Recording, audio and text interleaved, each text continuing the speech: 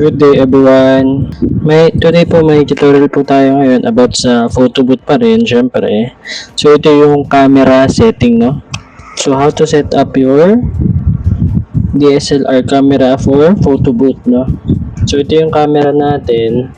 So ang gamit natin is Canon 200D. So ayan, no?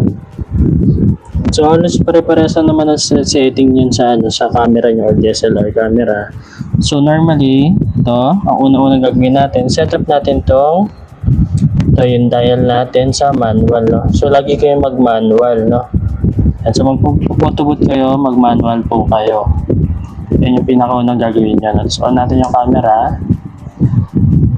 So punta tayo sa menu.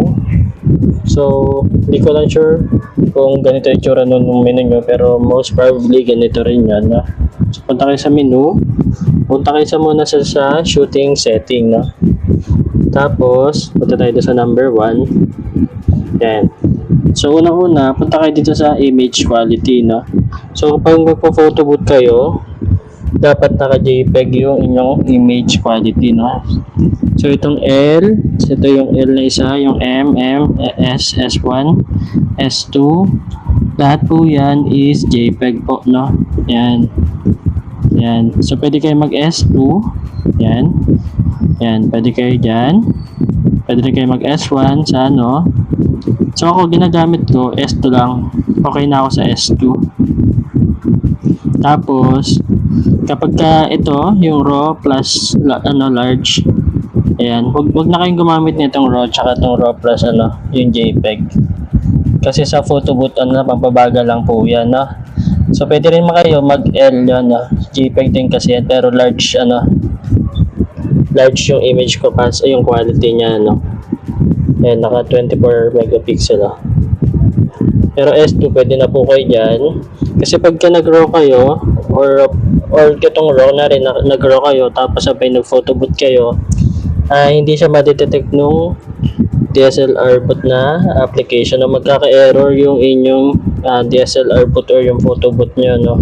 So, huwag kayo gagamit ng RAW. Ito yung unang-unang check nyo pag naka-RAW kayo, tapos sabi nag-DSLR booth kayo or photo booth, hindi po gagana yung DSLR booth, magkaka-error po siya.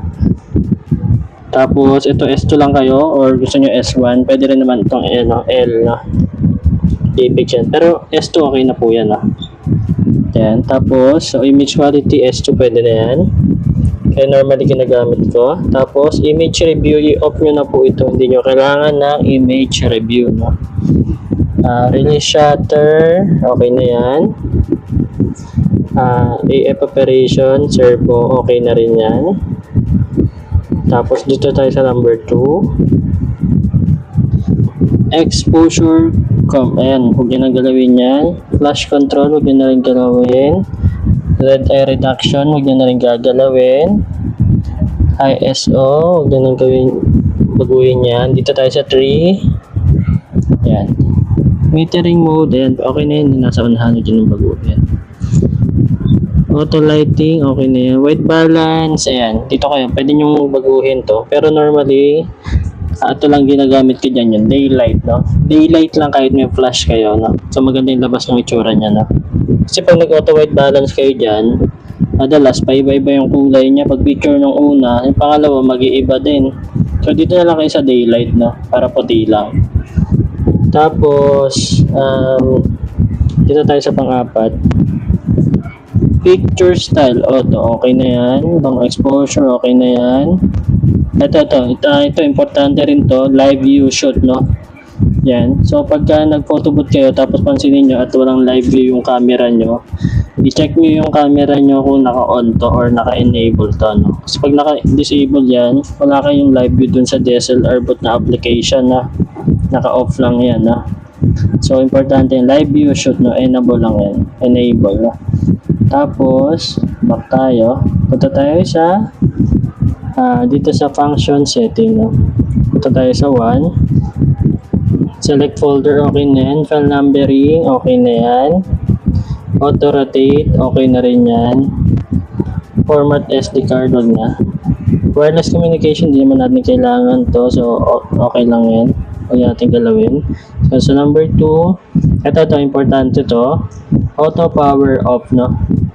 So kapag pag magpo-photobooth kayo, huwag nyo lang i-on. Dapat naka-off lang siya para laging nakabukas yung LCD nyo, no? Throughout yung event nyo, no? So dapat laging naka-disable siya para hindi namamatay yung LCD screen nyo. Brightness, okay na yan. Kung saan kayo naliliwanagan, yan. Sa atin, okay na yan. Ayan, ito rin, no? LCD on, off, remains on, no? So dapat naka-on yan. Kasi pag pinindot nyo tong shutter button, pagka pinindot nyo to, mamamatay LCD nyo, no? So, always on lang yan. Yan, tapos, check meron pa ba? Sa 3, check natin. Video, so wala na tayo dyan. Touch control, okay na yan. So, 4, yan, as is na yan, no? So, yun, tandaan nyo yun, yung mga tinapik natin. Pag setting ng camera nyo sa photobooth, no? So, ulitin ko lang sa setting, pinaka-importante dyan, itong image quality, dapat naka-JPEG ka. Huwag ka mag-RAW kasi magkaka-error sa DSLR bot yan. So, S2, S1, or itong L, or enlarge na. Pwede na yan. Tapos, isa pang importante dito, image review, off mo na lang to, hindi mo kailangan ng image review. Shooting setting, dito wala pa tayong na-note. Sa 3, white balance, ito, mag-daylight na lang kayo kung nagpa-photobooth kayo, pag naka-flash kayo. Ayan. Tapos, isa pang pinaka-inonote natin dito is itong live view shoot, no? Dapat naka-enable yan, no? So, wala kayong live view pag naka-off yan, no? Tapos, function setting, yung na-note natin dito is yung ating ito yung auto power off, no? So dapat naka-disable yan, no? Para hindi namamatay yung inyong LCD. Tapos itong LCD off on button, remains on lang yan para hindi namamatay yung LCD nyo pagka nagsha-shutter. So ayun ang pinaka ino-note nyo, no? Yun yung mga double check na lagi, no? So yun lang, quick tutorial lang to sa ating sa camera setting ng ating photobooth, no? So kung nagustuhan nyo, pa-like and share na lang po. Thanks for watching!